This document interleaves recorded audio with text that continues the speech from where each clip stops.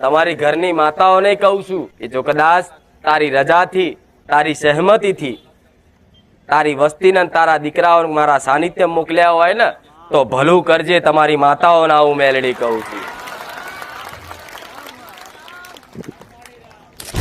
પણ તારી વસ્તી આ તારાથી દૂર થઈ છે, તારી કૃપા હેઠળ નહીં.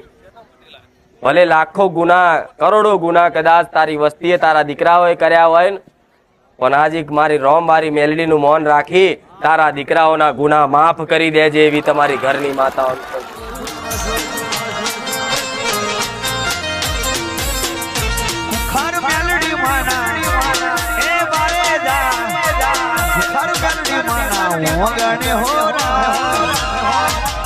હોનાની ઈટો ને બળાવજો